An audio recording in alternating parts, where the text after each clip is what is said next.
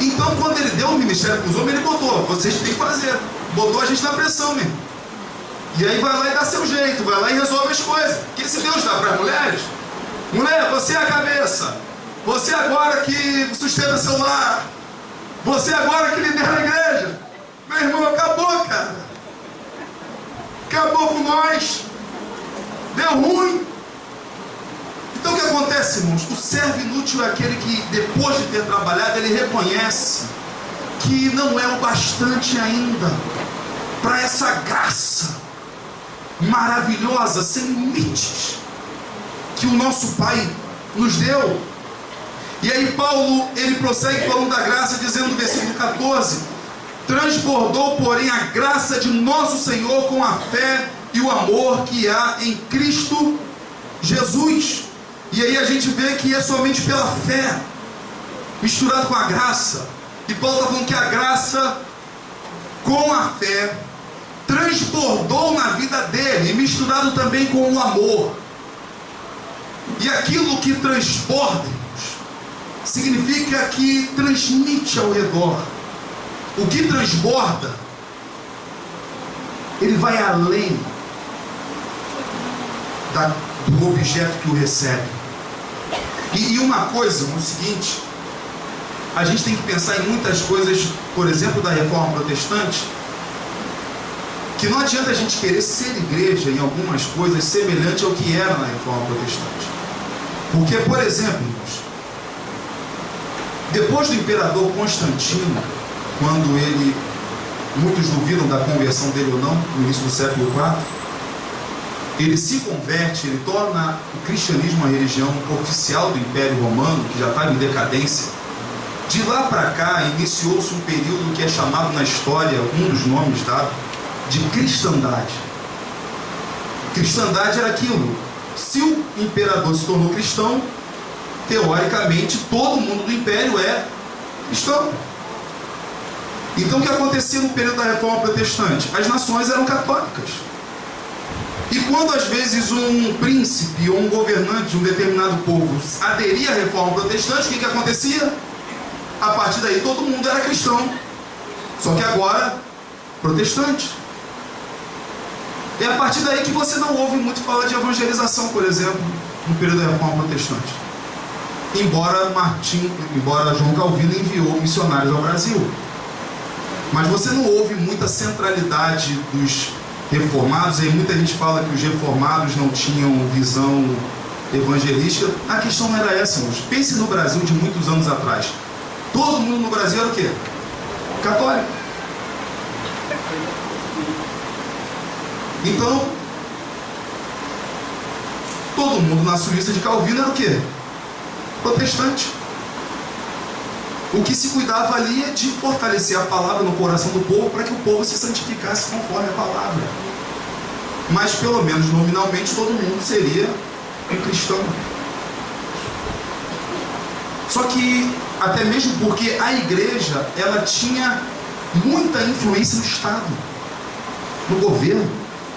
E até hoje a gente ainda não se adaptou a um período fora da cristandade. Quando a gente vê pessoas querendo votar leis que são contrárias aos nossos ideais, o que acontece? A gente sapateia, a gente reclama, a gente questiona. E a gente às vezes está mais preocupado em que o indivíduo não aprove aquela lei do que converter o coração do indivíduo para Cristo. Como, por exemplo, hoje há muita briga entre evangélicos, alguns evangélicos e homossexuais. Pode não aprovar as leis dos homossexuais, os homossexuais querem, mas os caras vão continuar sendo homossexual.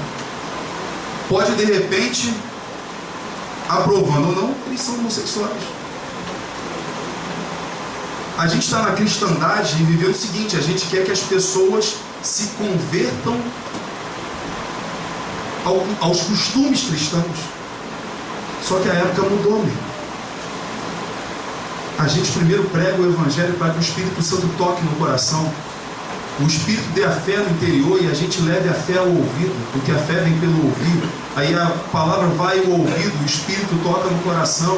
E aí, irmão, se pode ou não pode, se é lei ou não lei, a pessoa, ela se entrega a Cristo, então ela vai servir a Cristo, ela vai ser fiel a Cristo, porque ela tem a convicção de quem o salvou, de quem o redimiu, que antes, como o próprio apóstolo era, blasfemo, perseguidor, insolente, mas agora alcançou misericórdia, e as leis que eles querem pode estar aprovada, porque ele não quer nem saber, agora é de Cristo. Eu estou falando que a gente não deve lutar contra as leis que a gente se opõe. A gente tem que lutar contra as leis, nossos políticos têm que lutar contra elas. Mas o que eu estou dizendo é que a gente ainda tem essa coisa de achar que nós somos o poder. Enquanto nós somos a igreja de Cristo, seja da forma como ela estiver, e nós temos que evangelizar o Brasil, ganhar o Brasil para Cristo. Porque a gente às vezes pega algumas coisas que são muito boas da reforma, mas esquece, por exemplo, desse detalhe. A preocupação deles com a evangelização não devia ser tão grande. A preocupação dele era com a reforma da igreja, de doutrinas verdadeiras, de doutrinas sinceras, e que os fiéis cristãos passassem a seguir a Escritura Sagrada tal como Deus a revelou. Porque aí a gente vê que é somente a Escritura, a nossa regra de fé e prática, a nossa lei, o nosso padrão de vida, a vontade do Senhor para a gente. Como diz aí o apóstolo Paulo no versículo 15: fiel é a palavra e digna de toda aceitação, que Cristo Jesus veio ao mundo para salvar os pecadores, dos quais eu sou o principal. Fiel é a palavra, digna de toda aceitação. E aí Paulo diz aí essa famosa frase dele: qual veio salvar os pecadores, do qual eu sou o principal. E sabe uma coisa, irmãos, que às vezes eu penso, talvez alguns aqui, essa palavra sirva, porque eu cresci na igreja, eu não sei o que é a vida fora da igreja, e nunca me desviei da igreja, nunca me desviei de Cristo, e por não me desviar de Cristo, nunca me desviei da igreja.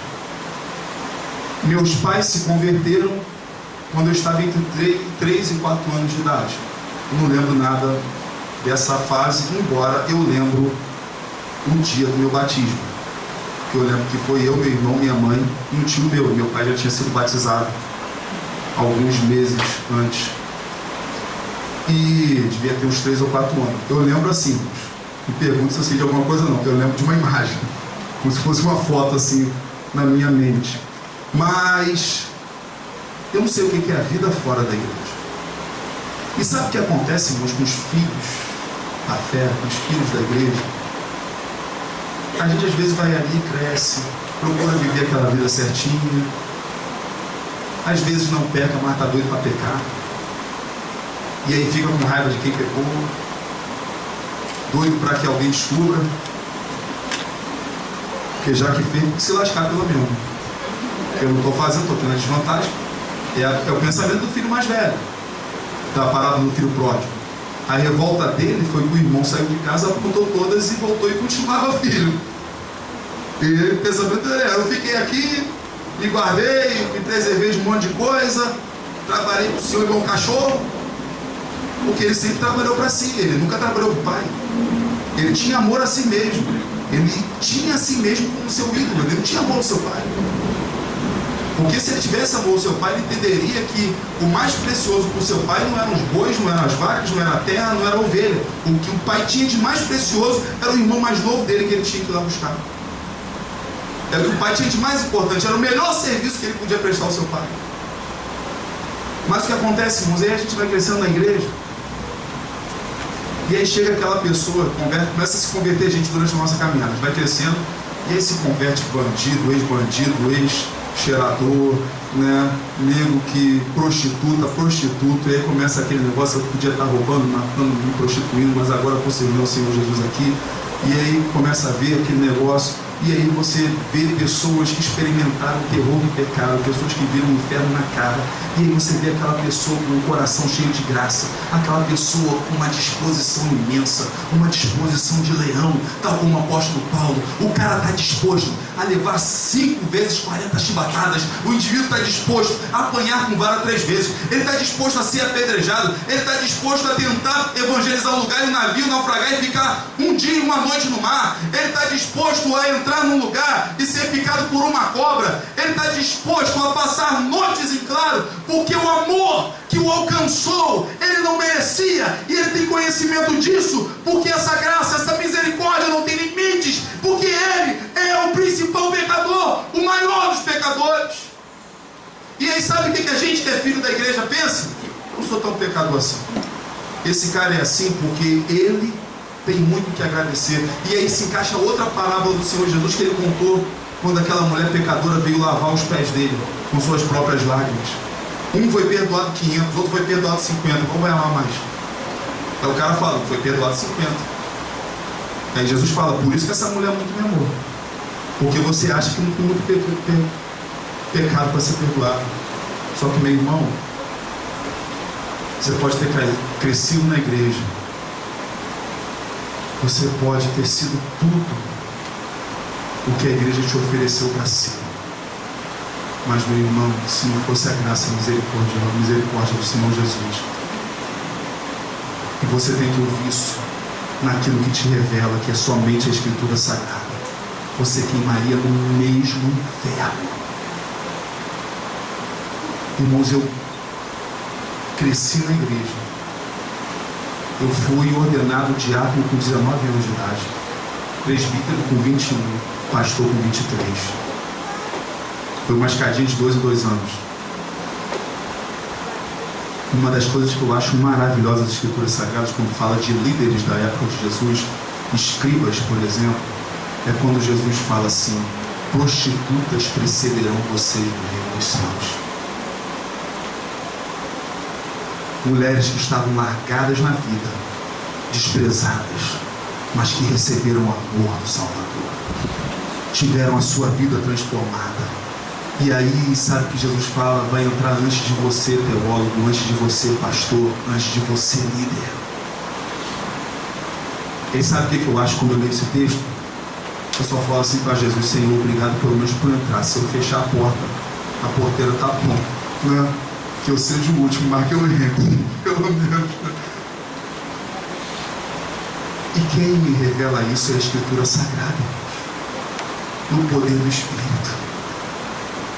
Que somente a Escritura Sagrada mostra a nós quem nós realmente somos, porque a gente sabe quanto somos pecadores, mas a Escritura Sagrada que revela para nós a nossa real condição, pelo fato de nós sermos pecadores.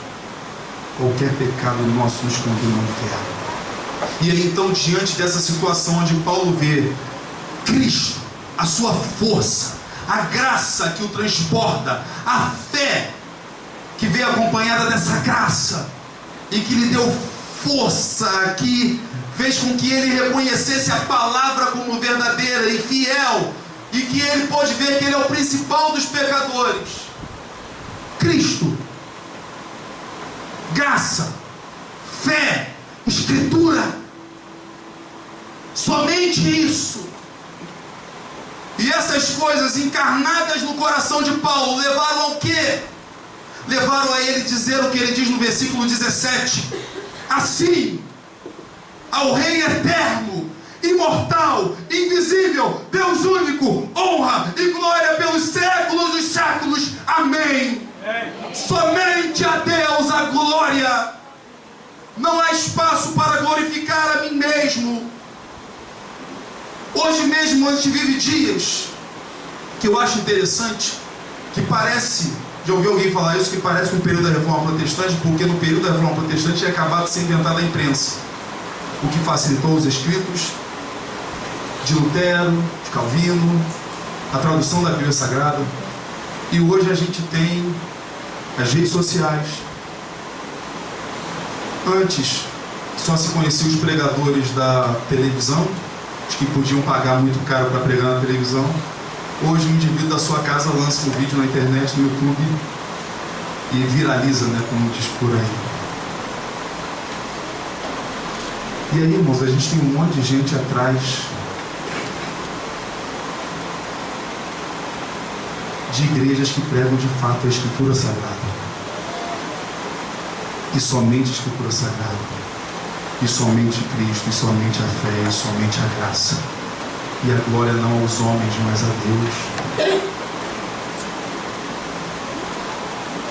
Às vezes lá em Miguel Couto, irmãos, às vezes eu tenho que agradecer. Hernandes Dias Lopes, alguns não podemos. Aparece de vez em quando lá, neopentecostal. Não, aqui é a igreja pequena, não, porque eu ouço na internet o Augusto Nicodemos e o Hernandes Dias Lopes, eu estava procurando qual era a igreja deles, né? Aí para lá, né? Talvez pare para os outros também.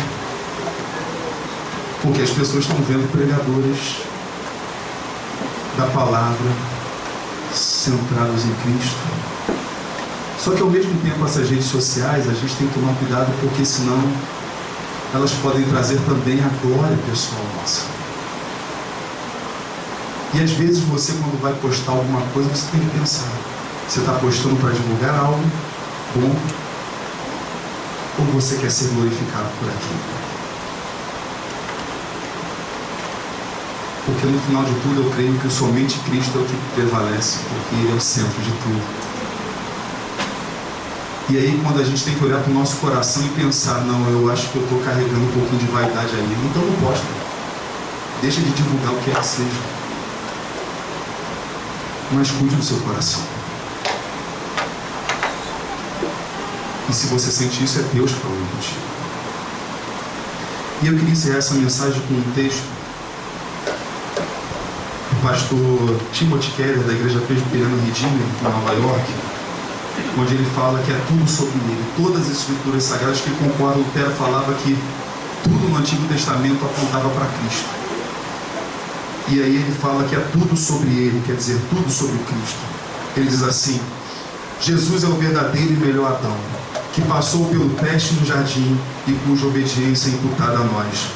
Jesus é o verdadeiro e melhor Abel, que apesar de inocentemente morto, possui o sangue que clama, não para a condenação, mas para a completa absolvição.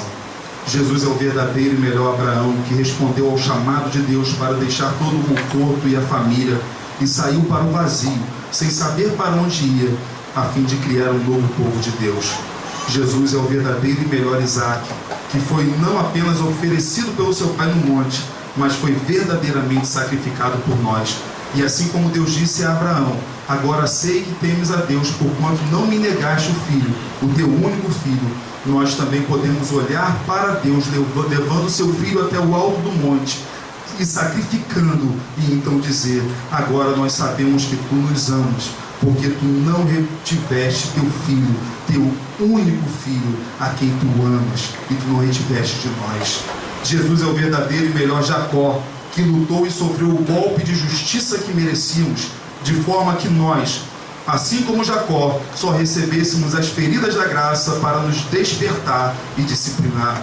Jesus é o verdadeiro e melhor José, que à destra do rei perdoa aqueles que o venderam e traíram e usa o seu novo poder para salvá-los. Jesus é o verdadeiro e melhor Moisés, que se põe na brecha entre o povo de Deus e que é mediador de uma nova aliança. Jesus é a verdadeira e melhor rocha de Moisés, que golpeada com a vara da justiça de Deus, agora nos dá água em pleno deserto. Jesus é o verdadeiro e melhor Jó, sofredor verdadeiramente inocente, que então intercede e salva os seus tolos amigos. Jesus é o verdadeiro e melhor Davi, cuja vitória torna-se a vitória do seu povo, apesar deles nunca terem movido uma única pedra para conquistá-la. Jesus é a verdadeira e melhor Esther, que não apenas arriscou deixar um palácio terreno, mas perdeu o definitivo e divino, que não apenas arriscou sua vida, mas entregou-a para salvar o seu povo.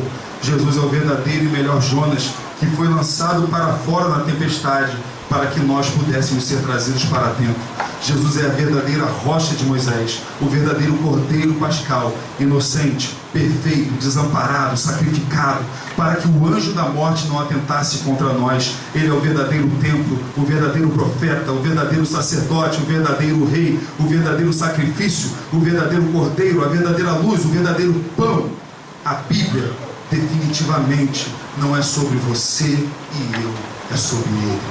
Amém? Somente Cristo, irmãos. Glória a Cristo, glória a Deus.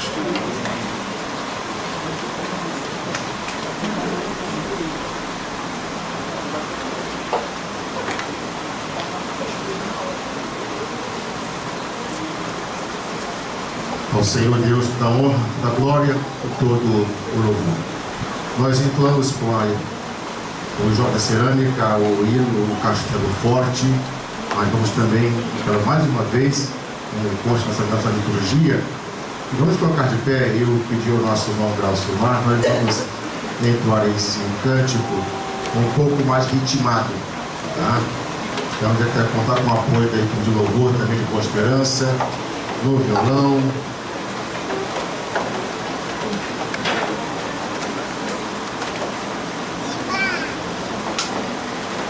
Quem que pode nos auxiliar aqui na...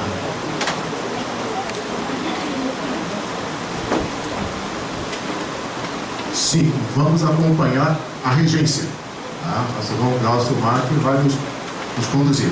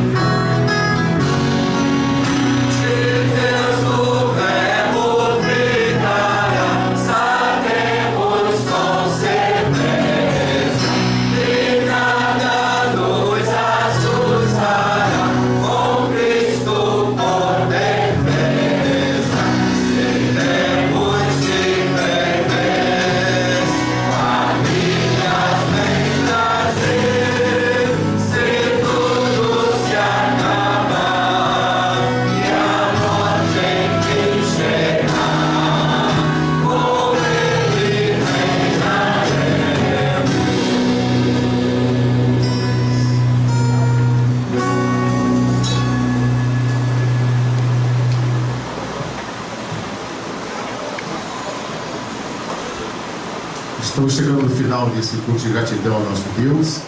Eu quero de todo o coração agradecer a todos vocês, rogar a Deus que nos conduza para os nossos lares e para a sua proteção. E se Ele permitir, que assim então possamos encontrar mais um pouco de gratidão a Ele por tudo que Ele tem feito em nossas vidas. A Ele, pois, a honra, a glória, o louvor, a adoração. No máximo da flor, nossa gratidão pela mensagem, pelo convite que aceitou, está aqui conosco, uma mensagem realmente abençoada e abençoadora.